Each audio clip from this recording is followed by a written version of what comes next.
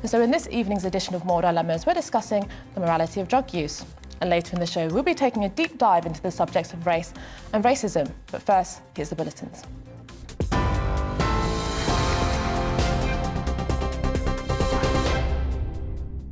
Hello, I'm Karen Roberts. These are your latest headlines. We begin with some breaking news. Met Police are responding to an incident near to Kensington Palace. A large area has been cordoned off after 3 loud bangs were reportedly heard by witnesses.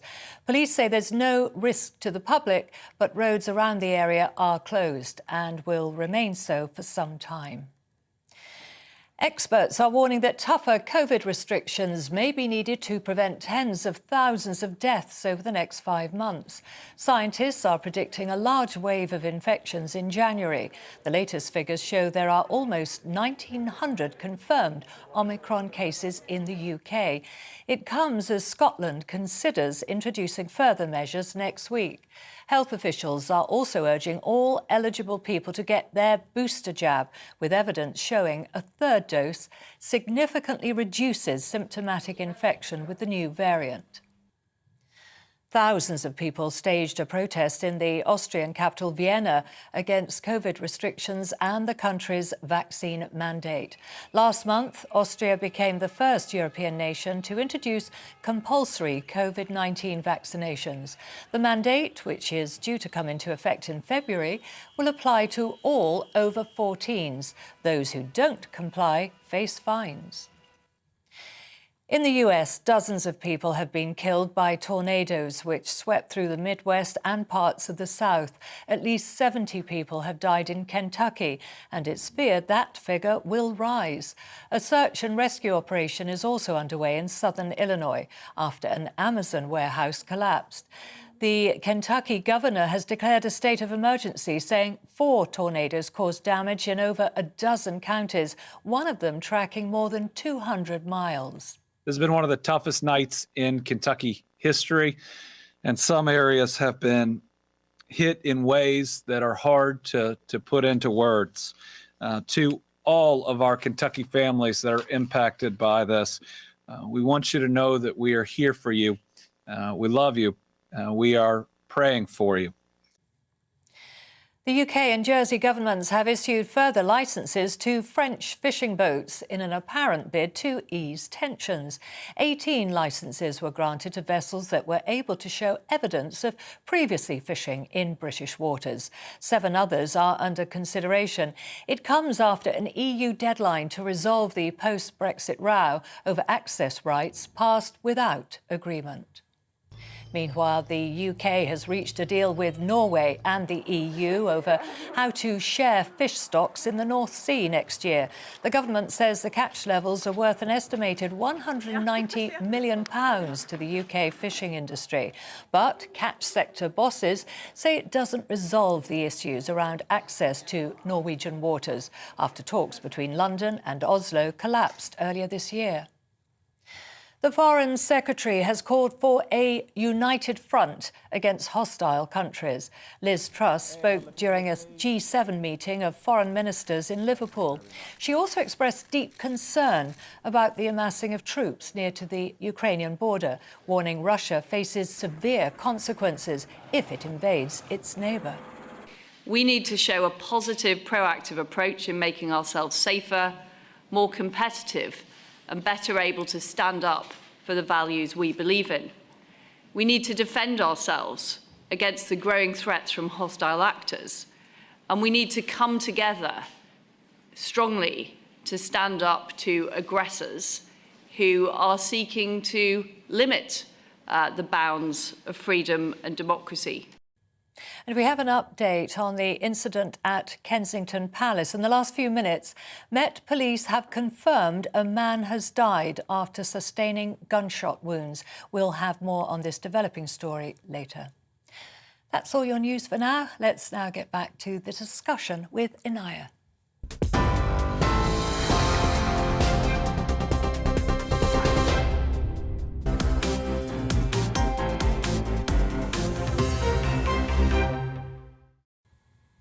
Good evening. Now, in this evening's edition of Moral Dilemmas, we're discussing the morality of drug use. Well, this week, the government announced a £3 billion funded 10-year drug strategy to cut crime and improve addiction and recovery services.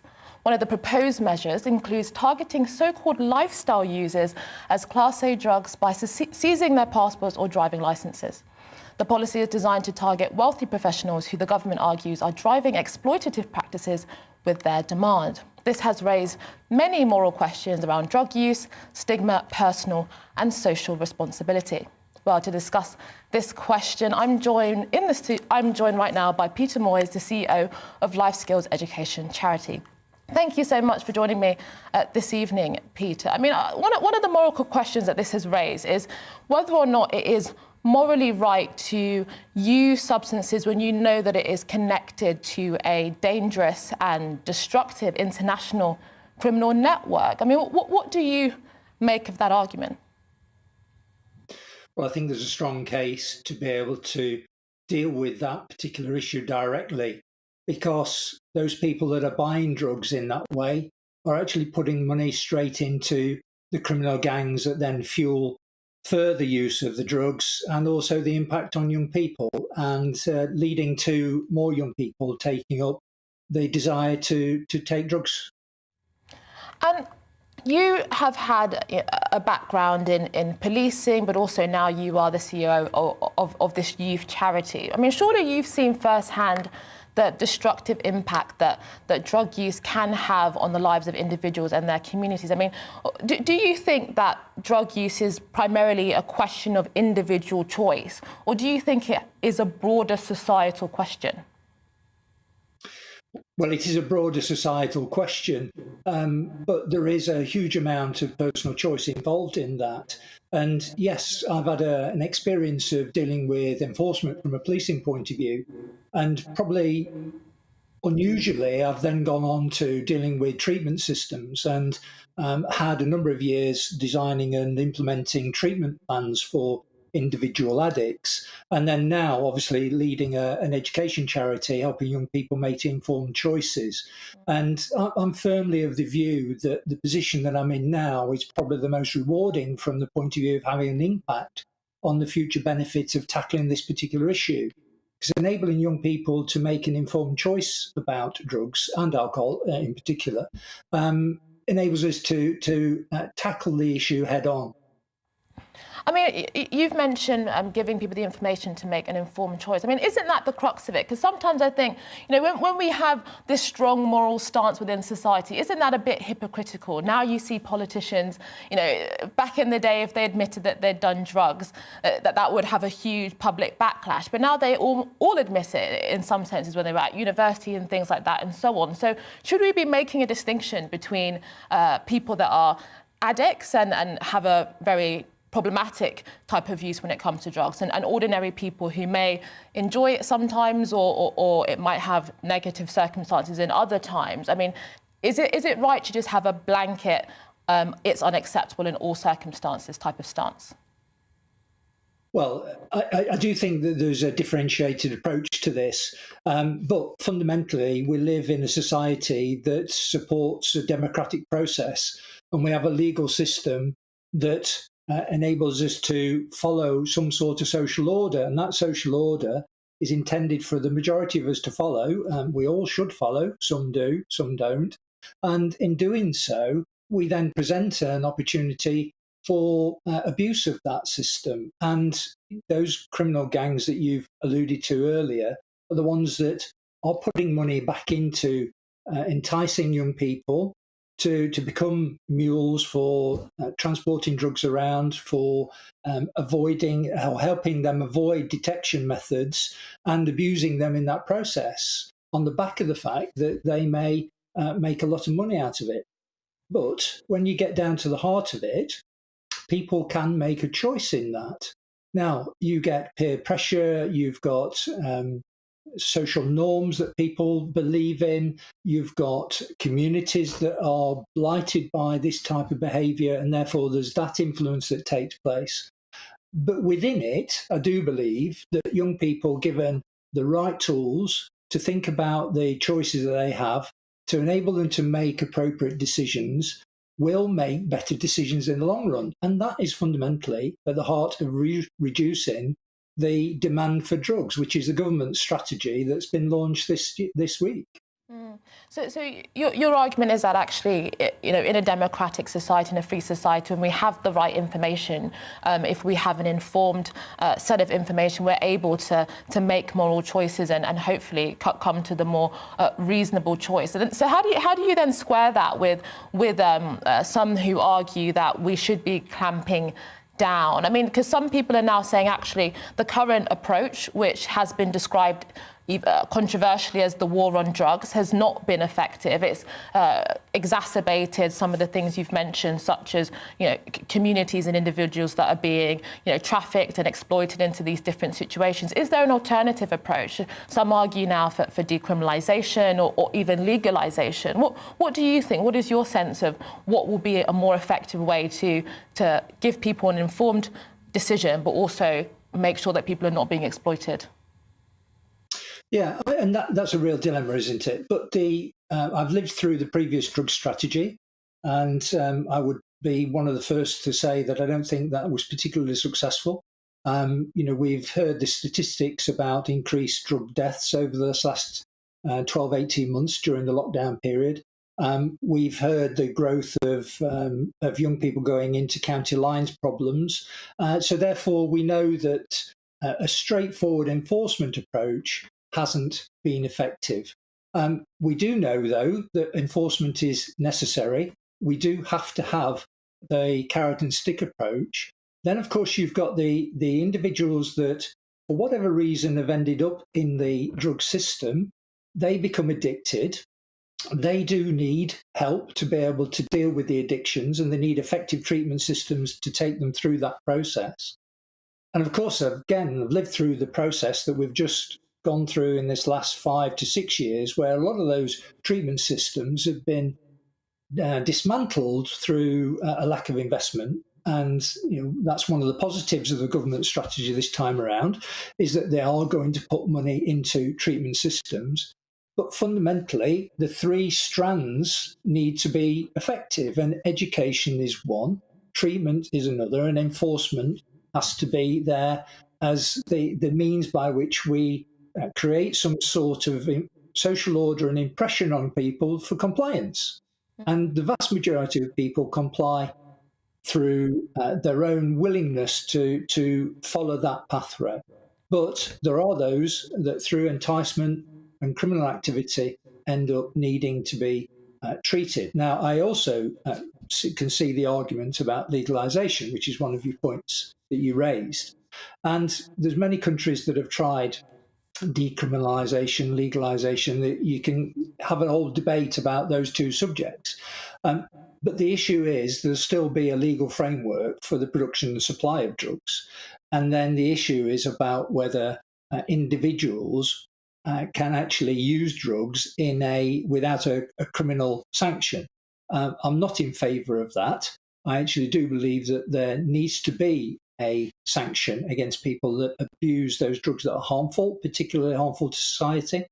And we've seen the debate about heroin and cannabis, and that debate will go on. But in the meantime, young people get the wrong impression from that debate because they believe that there is an argument that suggests that the law is wrong. Well, at the moment, we've got the law as it stands, and we need to follow the science in terms of what's best in those circumstances.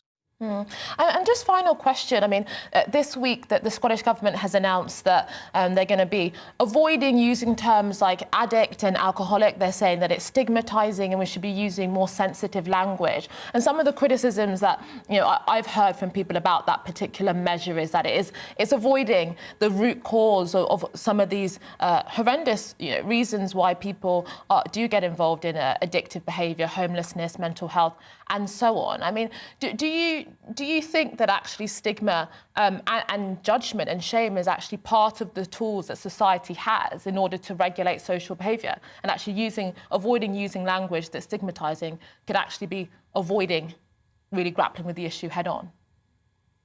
I do agree that stigma in the way you've described it, is one of those tools that is used to try and persuade people along a particular course of action. Although I would think that if you were talking to people that have been in that dilemma of having been an addict and been through a treatment system and come out the other side, I'm not so sure that they would be placing the word stigma right at the forefront of their reasons for not being an addict any further. So I think there's a case for that particular argument. I think it's a distracting argument at this point. If an individual is addicted to drugs, there is a clinical description about addiction for a particular purpose, because that's about the body's reaction to a chemical that's taking place in the body and the reaction to that.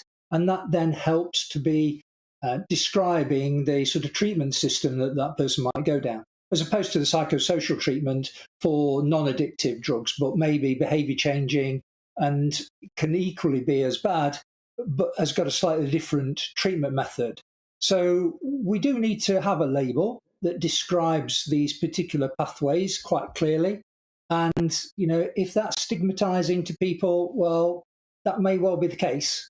But that might well be a persuasive argument as to why some people earlier in their journey on that particular route might choose to do something different. Peter Moyes, CEO of Life Skills Education Charity, thank you so much for joining me this evening. Coming up, we'll be taking a deep dive into the subject of race and racism in contemporary Britain. Stay with us. It's time to remind ourselves there's always another winter. Canary Islands sponsors the weather. Looking ahead to this evening's weather, and the UK is looking rather damp and cloudy as rain continues to spread eastwards across the UK. The southwest will remain rather cloudy and damp too, with some mist and fog developing across the hills. It'll be feeling mild though, with temperatures remaining in double figures. Moving east, it will be a wet evening across southeast England and East Anglia, with outbreaks of rain and drizzle moving eastwards. After a brief drier interlude, the rain will return across Wales and will turn heavy at times across higher ground, mild with temperatures staying in double figures. Moving on to the Midlands and northwest England, there you will also have a cloudy and damp evening with the heaviest rain across the Pennines. After a cold afternoon, temperatures will be on the rise as the mild air moves in. Northeast England will start the evening on a cold and cloudy note with some patchy rain in places. Temperatures, however, will begin to climb, reaching high single figures throughout the evening. Moving up to Scotland, and it'll be rather cloudy and damp in the south. However, further north, we'll see a mix of clear spells and showers, but feeling chilly here. Northern Ireland will become drier this evening as some clearer skies move in, especially out towards the west of the country. It'll be mild initially, but turning cooler later on. And overnight, it'll remain cloudy and damp for many, but increasingly mild, with the exception of northwestern parts of the country. Canary Islands sponsors the weather.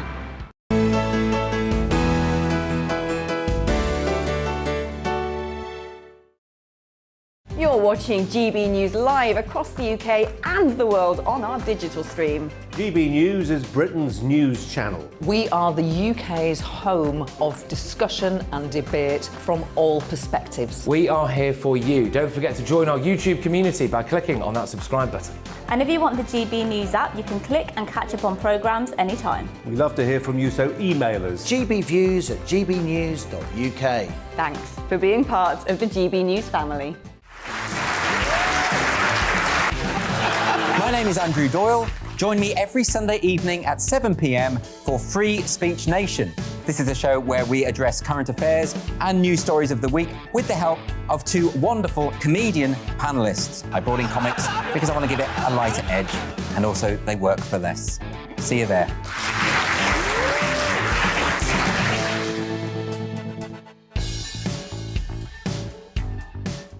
Join my show Farage, 7 p.m. till 8 p.m. Monday through Thursday, and there you will get opinion, analysis, debate, and I'll cover stories that nobody else dares to touch. And then for the last 15 minutes, talking pints. We're over a drink. We have a civilised conversation with someone. We very often disagree, but we do it in a grown-up way. Come and join me on Farage.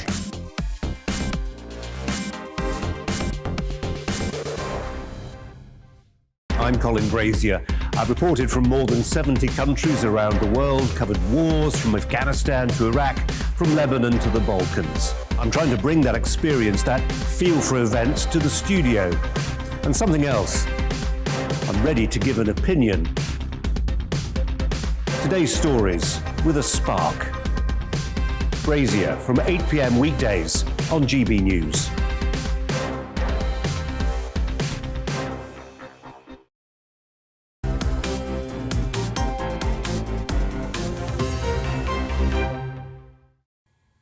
Welcome back. From the eruption of the Black Lives Matter protests in 2020 to calls to re-examine how we discuss and teach race in educational and cultural institutions, the subject of race is never too far from the headlines.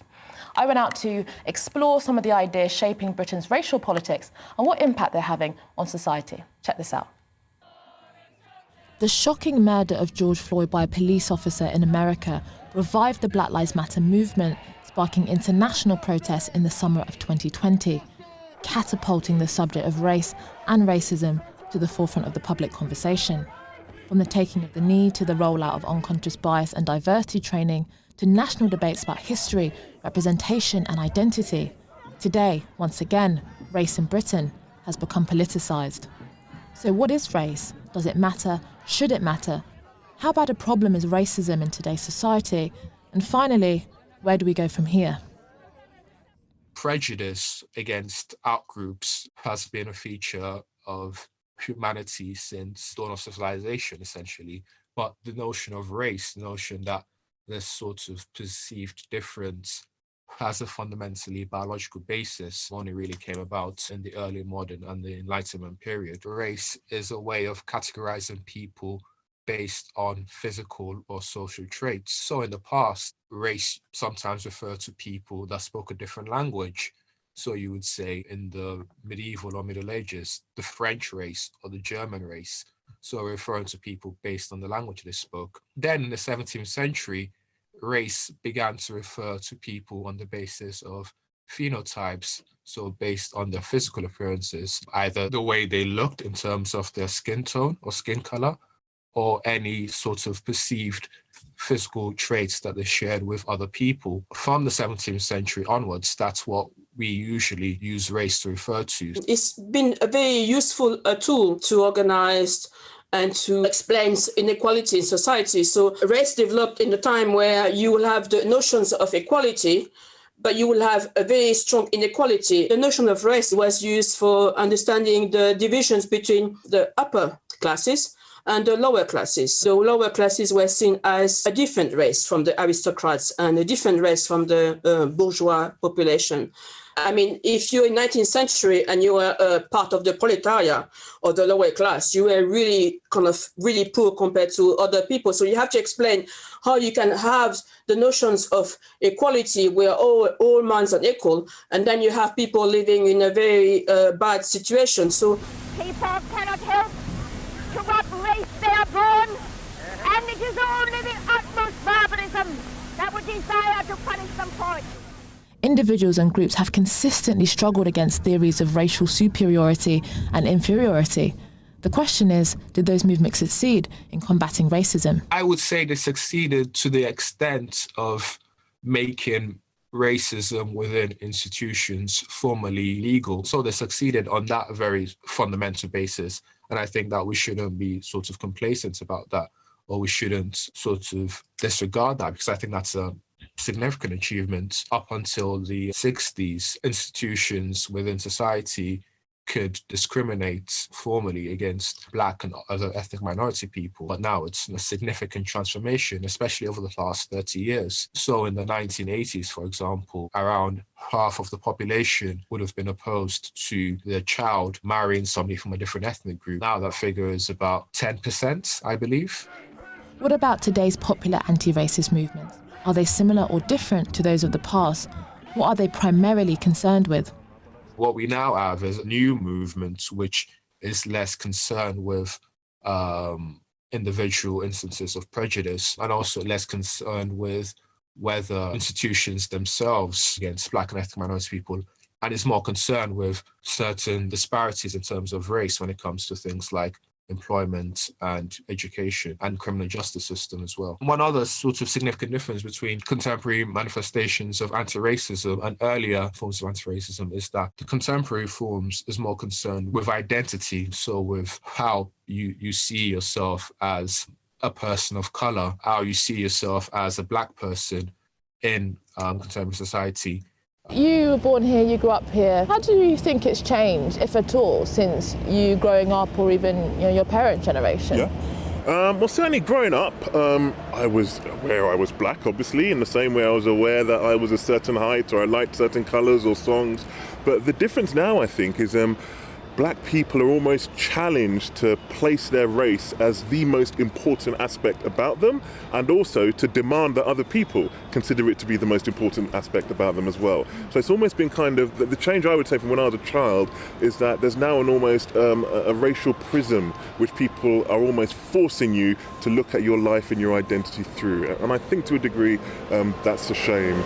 I think the problem with a lot of contemporary anti-racist discourse is a sort of racial essentialism in which a person's racial identity is the only prism with which we can understand and analyze, empathize that particular person. There's that presumption, for instance, that being somebody from a different race gives you access to different kinds of knowledge, which would be completely inaccessible if you are a white person. And also being somebody from a different race means that you are, for instance, more likely to be sympathetic to or more interested in certain forms of literature. So this is the basis of the decolonizing the curriculum, is certain forms of literature from Africa and the so-called third world would be more attractive to you if you're a person of a certain racial background. And I find this attitude not only misguided and not only wrong, but also patronizing and condescending as well.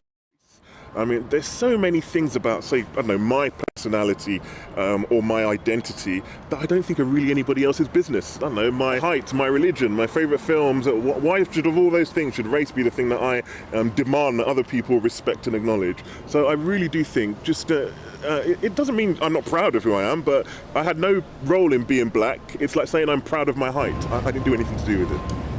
And so how is this new, seemingly more acceptable form of racial thinking playing out in institutions and organisations? I spoke to Jim Butcher, a lecturer at Canterbury Christ Church University who has witnessed this firsthand through frameworks like the Race Equality Charter. Yeah, there's an organisation called Advance HE, which is funded by universities and by the government, and they deal with training for lecturers, that kind of thing. And they put this forward as a credential that universities can apply for to show their commitment to fighting racism. That's all well and good, and the sort of headline statement of the charter, I quite agree with. It talks about the importance of everybody being able to get an equal shot and an equal opportunity in education, and who wouldn't agree with that? But then when you look beneath that, there are many, many assumptions made and many values stated by Advance HE in the Critical Race Charter around issues like white privilege, critical race theory, microaggressions and so on. The whole gamut of terms that we've become quite familiar with now are kind of affirmed in writing on their website by Advance HE. So the assumption is that all aspects of university life, knowledge, curricula, how young Black and white people relate to each other, is somehow informed by these divisions between Black and white. People are seen categorically, in those terms. So instead of challenging the issue of race and say that there is no races, it is not a political product, they're basically saying there is different groups and we need to be able to live together. What effect do you think this is having on society? Because it has become almost part of the dominant orthodoxy in every institution, whether that's unconscious bias training, to diversity training, to all various forms of kind of re-education around managing race and racism. What impact do you think that's had? These things can mean well. I don't think people are sitting in offices and trying to figure out ways to divide us or kind of create friction in society. But I think ultimately that's often the impact, because again, it goes back to this thing of making race the dominant, all-encompassing prism through which every interaction is viewed.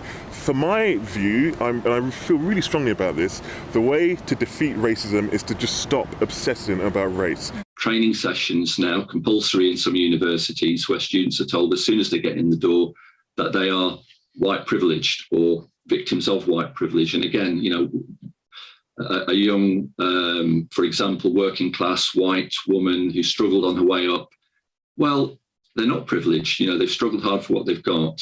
And they shouldn't be told as soon as they get in that because of their colour, they are either privileged above others or victim of others. I think that's very divisive. Racism still persists, and proponents of popular contemporary anti-racist arguments would point to racial disparities in health, education, policing, and other parts of life to prove that we have not reached equality yet. Disparity does not mean discrimination. There could be all kinds of reasons, economic, social, cultural reasons, why certain disparities exist. To jump immediately and say it's always racism means that we don't get to scrutinise and investigate what actually might actually be causing them. So again, I'm not saying racism doesn't exist, but by just saying it's the catch-all phrase for everything, what you do is you really lose the opportunity to discover the real and genuine examples of racism, and to challenge them as well.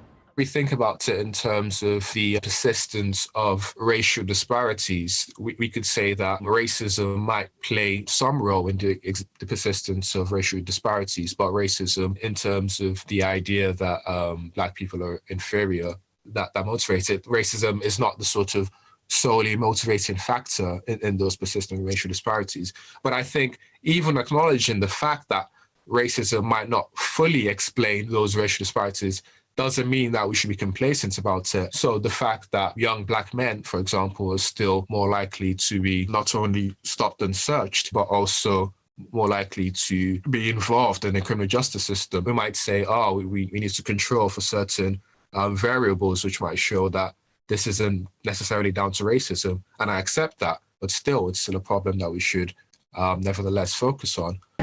Why are we reinforcing racial thinking, and what can be done about it? But I think that part of the answer is the fact that universities progressively, over quite a number of years, seem to be very confused about what their role is, the centrality of knowledge and skills that young people are excited by and go to university for. That seems to have been sort of decentered, it's sort of taken away from its primary position and placed alongside lots of other sort of social justice goals and skills and employment and so on. So education was already being seen as very instrumental in relation to other goals rather than as an end in itself. And so therefore, I think in many respects, people withholding the sort of critical race theory politics were pushing at an open door there, because universities were sort of looking around for new values, new ways to justify their role in society. Because one of the reasons people go to university, or at least one of the things that I valued about going to university, is the idea that whoever you were, if you like, and whatever assumptions had been made of you, you could start anew at university, you could reinvent yourself, you could transcend any assumptions that people at school or at home had about you. And yet now when we walk into a university, it seems that we are very much told that we belong to these identity groups, and our position in society is a result of belonging to a particular identity group, and we should go from there. And questioning that is often frowned upon. I'm a father, I've just become a father again, and I think the worst thing I would ever do, my children are Black, would be to tell them that they're disadvantaged or they're victims. We have to find a way of framing our knowledge or our kind of appreciation or understanding of society in a way that doesn't perpetually victimize young people and make them think that they're going to grow up in a society where they're just going to be poorer, more unfortunate, end up in jail. It's just the wrong thing, the wrong way to raise young people, I would say. I'm skeptical of the idea that we can completely get rid of racial prejudice in society. I think sort of outgroup hostility will always exist within us. And I even think any sort of utopian attempts to try to get rid of it would necessarily entail a sort of slightly totalitarian way of trying to control people's minds. And I think there is also that sort of tension between trying to get rid of a social evil and trying to completely transform humanity, which I'm skeptical of. But I think we should also be as firm as possible in trying to make it as unacceptable as we can. I do not see race as something that is part of permanent human nature or part of permanent human history. So there is no discussion that there is human diversity. But what we can say is that even if we recognize the human diversity, it doesn't mean that we have the notion of race. When somebody said they're anti-racist, you have to kind of ask the question, what purpose? What is your political aim? Are you anti-racist because you want to have a better life for your family? Or do you want to have something else? Do you want to have human freedom? To show that we need to have a political aim that is wider than just challenge racism. And the political aim for me is the best, is to be able to understand that this society that we have today is preventing humanity to be free, and we need to have human freedom. So I understand transcending racial division only as part of a wider political aim of freeing humanity. Lots of questions to unpack. Is ending racism impossible? Should race be abolished? Is all politics fundamentally identity politics? Well, just after the break, we'll be exploring many of these questions in the package with some insightful studio guests. Stay with us.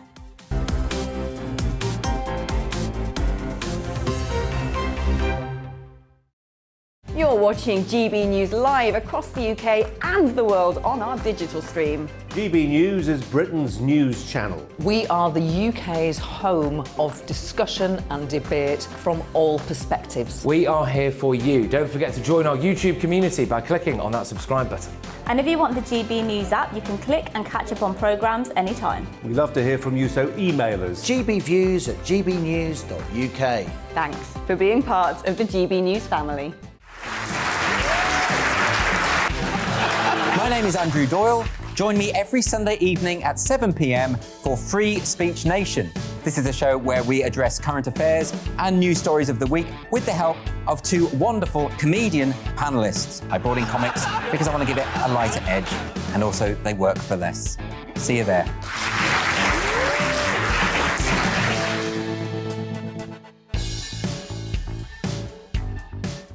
Join my show Farage, 7 p.m. till 8 p.m. Monday through Thursday. And there you will get opinion, analysis, debate, and I'll cover stories that nobody else dares to touch. And then for the last 15 minutes, talking pints. We're over a drink. We have a civilized conversation with someone. We very often disagree, but we do it in a grown-up way. Come and join me on Farage.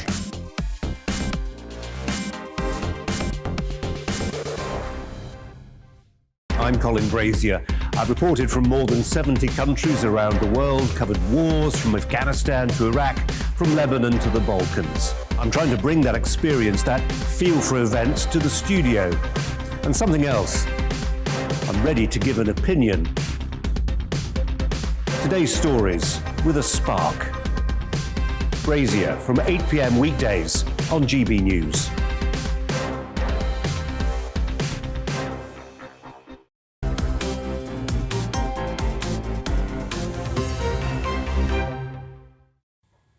Welcome back. Just before the break, we showed you a video package hearing the perspective of a range of different thinkers about the subject of race in today's society. Asking some questions, is ending racism impossible? Should race be abolished? Is all politics identity politics? These are some big questions that hopefully we can tease out and unpick in the next 15 minutes. Joining me in the studio to tease out some of these questions is Professor of Politics, hopefully coming very soon, Eric Kaufman, not here yet, but independent arts consultant and writer Manik Govinda, and Head of Education at Don't Divide Us, Dr. Alka Segal-Kuthbat. Thank you both for joining me in the studio. I think the first question I'd like to ask you, Alka, is what is identity politics? Because we hear this phrase banded around, you know, we're in the age of identity, but, you know, what is identity politics in your understanding? Well, I think put simply, it's the politicisation of people's identity. So your identity isn't just something kind of personal and private that you negotiate with yourself, your friends, your family, and in a sort of private sphere, what happens is that it becomes politicised and it becomes a resource in which people are encouraged to claim status, cultural status, validation, as well as financial resources. And so that really kind of umps it up and ramps it up and makes it something to be much more contested and fraught. Yeah, I mean, because one of the things, the criticisms I hear is that all politics of identity politics. I mean, if you're on the left, class is, in some senses, an identity. You want people to recognise a shared experience that they have and that their politics is in many ways defined by that shared sense of oppression. And that could be based off of class, that can be based off of race. So how is what we have now different to just having a politics based off of a shared identity? Well, I think what we're seeing, this a key feature, I think, that marks virtually every kind of area of cultural or political discourse is an erosion of boundaries, all kinds of discursive and ethical and political boundaries. So in the past, you could have people who would share a class identity or a sex or, whatever identity. But that coexisted also with a acceptance, a tacit acceptance, that there was something universal as well. So, it would be, you could fight quite bitterly and hard in the political sphere, but still recognise that the people that you were opposing remained within the human orbit. And then there would be other spheres of your life where politics would have less traction, and you could then form the kinds of, not directly political, but kind of social, cultural, personal relationships that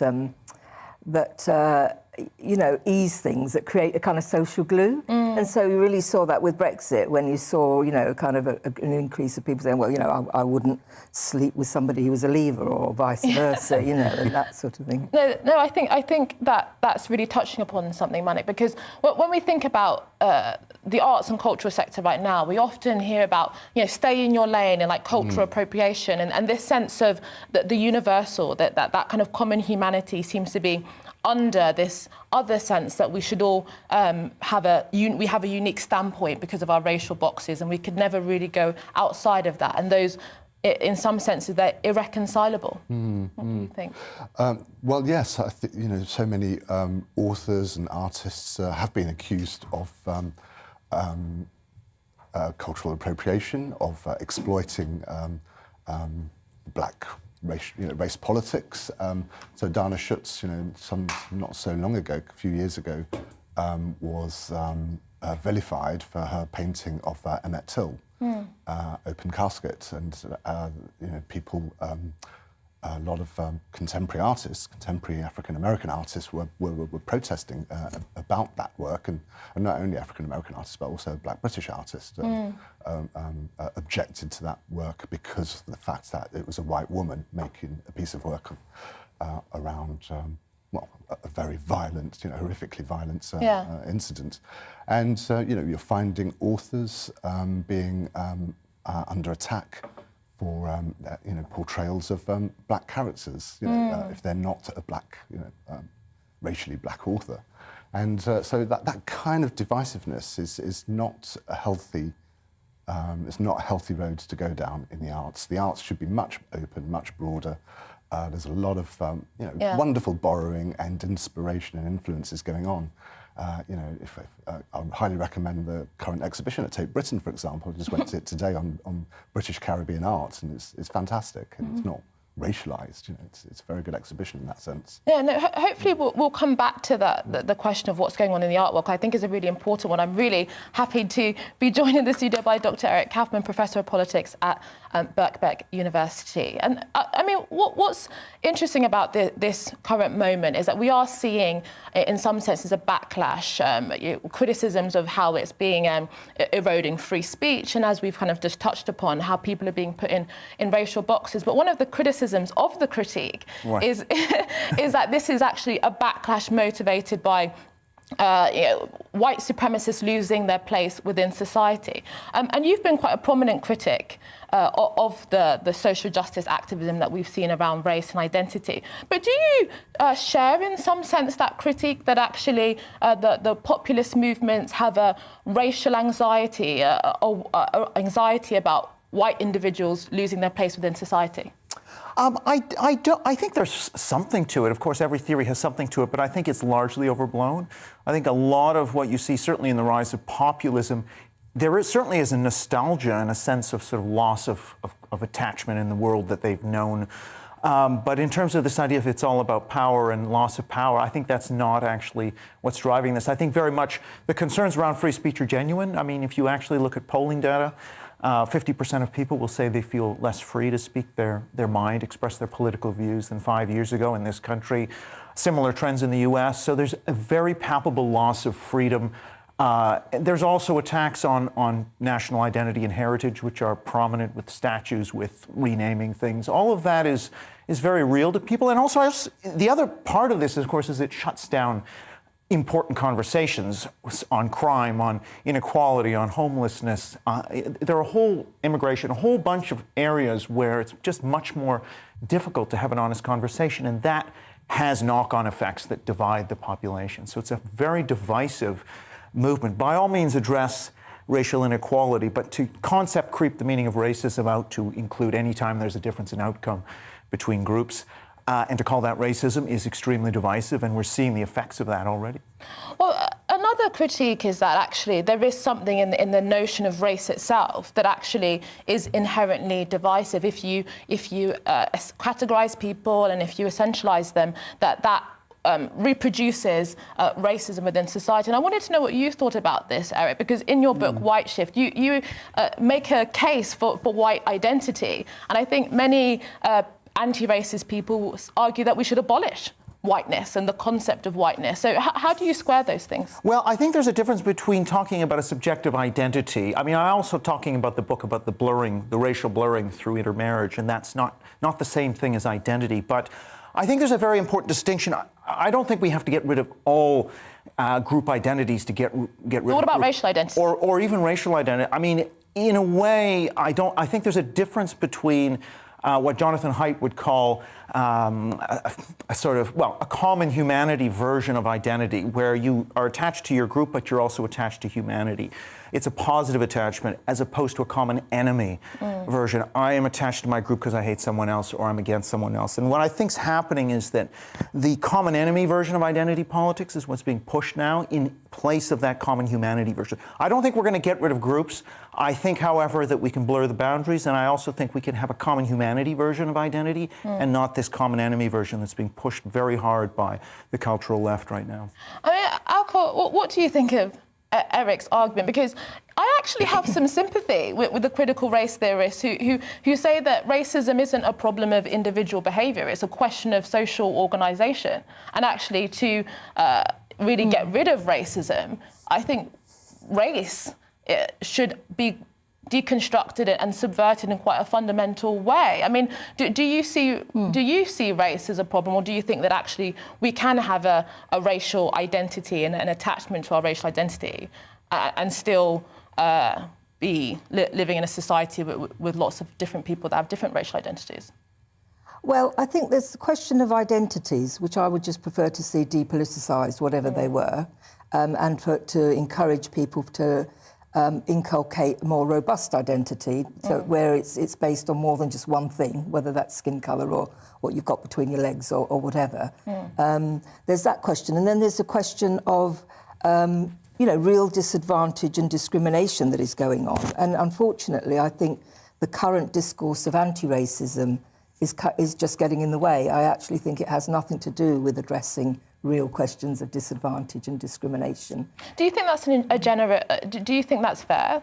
Because many would argue, there's been scholarship that they've built up for decades. Do you think there's nothing in contemporary anti-racist activism that we can say speaks to something that is... No, not in... I think you look at the intellectual quality of a lot of the Western kind of the intellectual academic work, scholarly work that comes out of the more stridently committed it is to this ideology, the less intellectually robust it is. Now, that's a very different thing to saying, let's look at the scholars in India or Nigeria or Kenya, or, you know, anywhere, China or anywhere else in the world, where there is a host of really, actually, very interesting scholarship there. I couldn't tell you all of it. I've particularly been looking at work being done in India. But those, you know, this is the interesting thing. When you hear these today's ideologues, I would call them, saying we demand to decolonise the curriculum, for example, in the name of justice, in the name of helping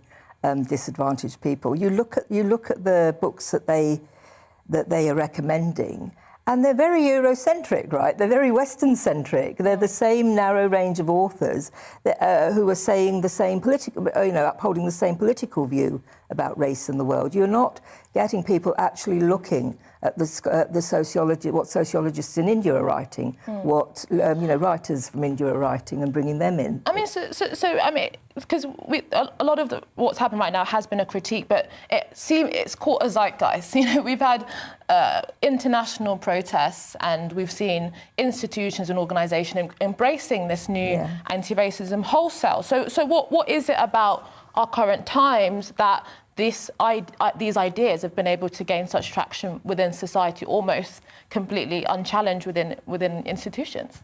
Well, I think we have to look at the evolution of the left in this, because the left is using the identity categories of race, gender, and sexuality, partly because of the class, essentially class and Marxism failed for them in the 60s and certainly by 1989. So they've moved over to identity and have invested so heavily now in these identity categories that we now are at what John McWhorter calls a religion of anti-racism. It gives meaning to the lives of many progressives, very often white elite progressives, by the way.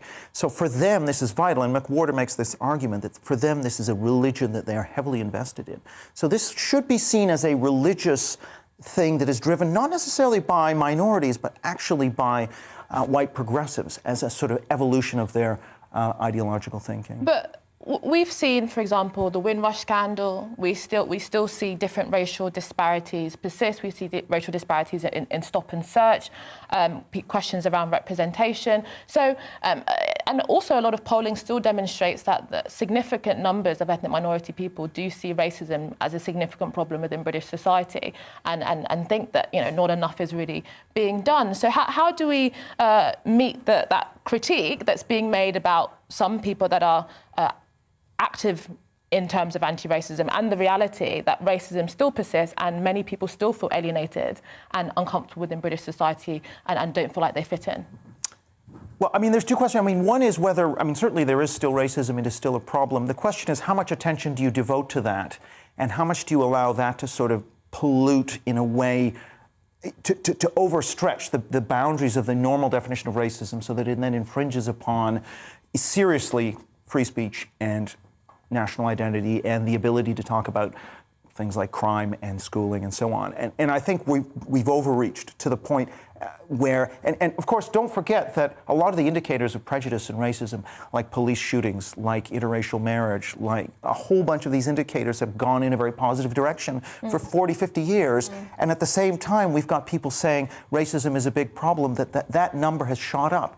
And that correlates very heavily with media attention, I'm afraid. And do you agree with that, Alka? Yes and no. Yes and no. I certainly would agree with Eric's characterisation of it being like a religion, but I think to say that it's solely from, you know, to put the call solely on the left is to really miss something very important, which is that, you know, it's not like everybody is reading Foucault, Derrida, or Frantz Fanon, or Homi Bhabha, or any of those, you know, founding texts, right? I think it's, you can, you know, for those ideas that were influential in the academy in the 1960s, to gain the kind of traction that they have now throughout every institution, cascading down from top to school teachers in classrooms, something else has happened, and I think that something else has been what do you think that something? Well, I'm just coming to that. We've come, I think, really almost to like an end point of a very long process, whereby the elites who have meant to have been upholding, safeguarding, maintaining and renewing our society's commitment to liberal broadly liberal cultural Enlightenment values, have spectacularly failed to do so, right? You've had isolated individuals, you've had your Scrutons and you've had your Oakeshots and, you know, isolated individual intellectuals who perhaps had a good try, but they failed. Right. And I just want to give you the final point on this, Manik, on that same point, because Jim Butcher in the package also mentioned that like, for example, university, they seem to have decentered their moral purpose, which is to transmit and educate knowledge, educate and produce new knowledge. And we're seeing that similarly in cultural institutions, in museums and galleries, that they've embraced social justice as primarily their goal rather than beauty or heritage. What do you think about that? There's some degree of truth in that. So in the arts, you are finding that, you know, the assertion of identity, whether that is gender-based or race-based, becomes very prominent in a lot of cultural manifestations, in exhibitions and in performances, and also in leadership.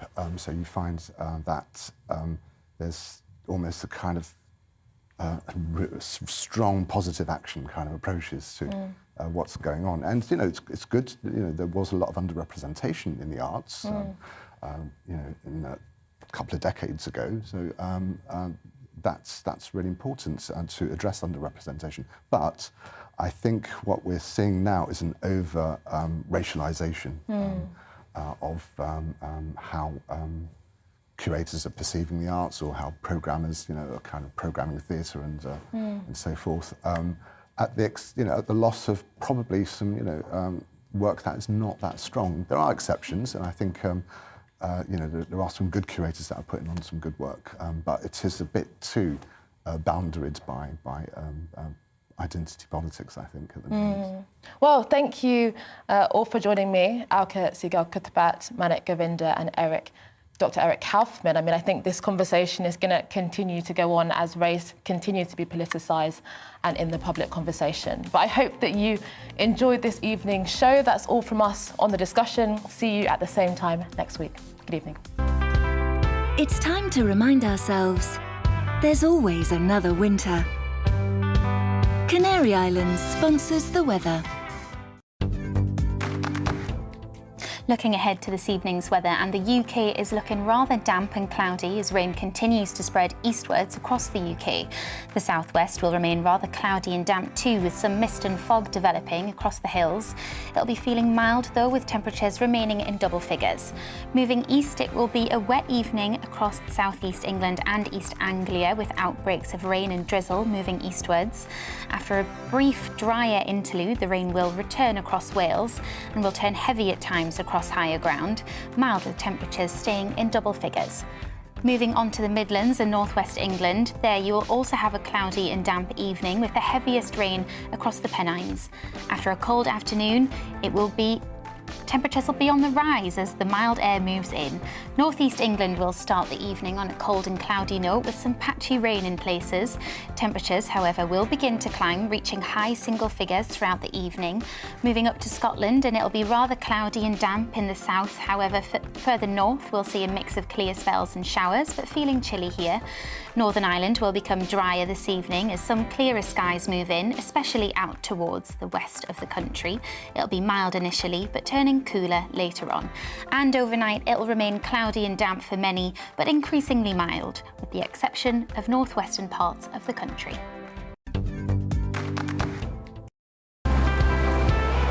Canary Islands sponsors the weather.